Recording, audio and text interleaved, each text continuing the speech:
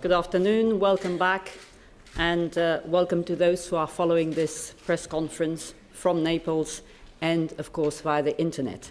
I'm joined, as you can see, by Colonel Roland Lavoie, the military spokesperson of Operation Unified Protector, who will give us the regular briefing on events in Libya.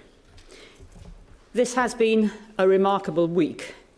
We have seen Gaddafi's forces lose their grip over towns and cities that they had been threatening for so long. And we have seen people in Tripoli rejoicing as the Gaddafi regime crumbles. They have lived under the threat of violence for decades. Now they can hope for a new beginning. NATO and our partners have conducted a highly effective campaign in support of the Libyan people under the mandate of the United Nations Security Council. Over the past 5 months, we have steadily degraded a war machine built up over more than 40 years. Today we'll pass the milestone of 20,000 sorties flown. We have damaged or destroyed almost 5,000 legitimate military targets, including over 800 tanks and artillery pieces. And we've done so with unprecedented precision and as much care as possible to minimize the risk to civilians. For the Gaddafi regime, this is the final chapter. The end is near, and events are moving fast.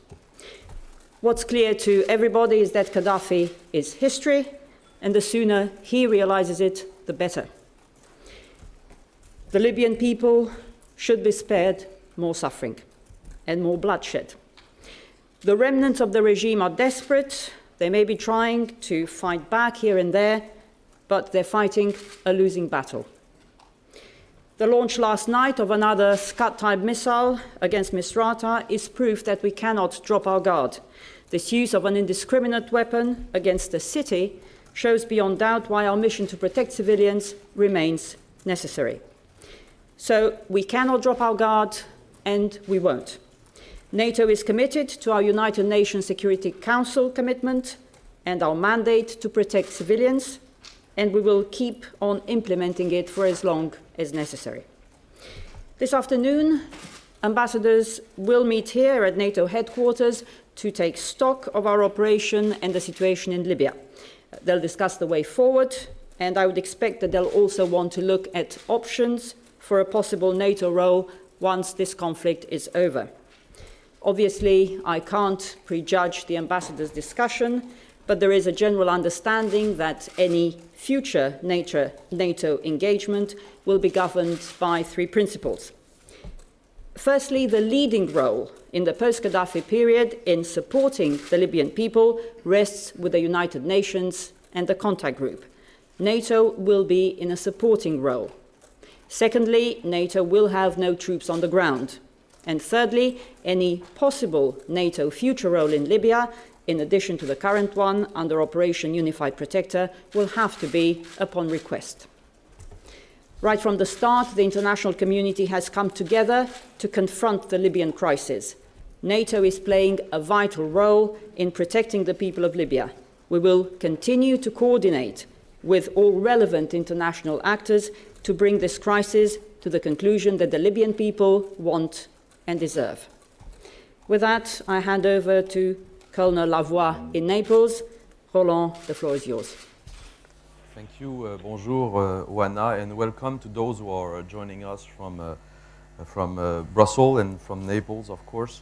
We have several people here on a warm August day, so this is noteworthy. In the last few days, we have noticed significant changes, advances and momentum in anti-Gaddafi forces on multiple fronts. In the strategic port city of Brega, in the surrounding of Misrata, in Zlitan, and even in locations that were previously known as pro-Gaddafi resistance pockets, such as Badar. There's no doubt that pro-Gaddafi forces are severely eroded, losing through defections or capture key decision makers, being expelled from strategic military positions, and most importantly, losing the ability to suppress Libyan population in a growing number of cities and villages. The Tripoli uprising is without a doubt an historical milestone, although not yet the last chapter of the Libyan conflict. I would like to stress here that regardless of the latest developments, our military mission has not changed. Our mission remains to protect the civilian population against the threat of attacks and to enforce the arms embargo as well as the no-fly zone as mandated by the United Nations. Let there be no doubt that we will continue to monitor military units and key facilities as we have since March. When we see any threatening moves towards the Libyan people, we will act in accordance with our UN mandate. This has been and continues to be a 24/7 operations. As such, Operation Unified Protector remains in effect.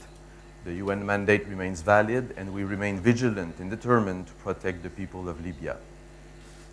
We will keep up the pressure until there are no more attacks against civilians, Gaddafi's forces have withdrawn to their base, and full and unimpeded humanitarian access has been ensured. But as a number of areas are still contested, we have to remain vigilant and to continue to protect the civilian population.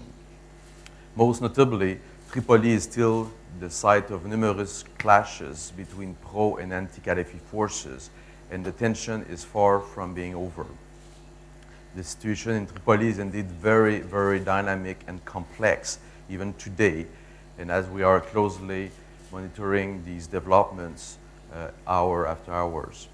Outside Tripoli, fighting and acts of aggression still occur in such areas such as Sirte and Sheba, and also in Zaroura, where civilians are uprising and being repressed by indiscriminate shelling. No later than yesterday, a surface-to-surface missile was fired from the southwest of Sirte and landed in the vicinity of Misrata, apparently without any casualties.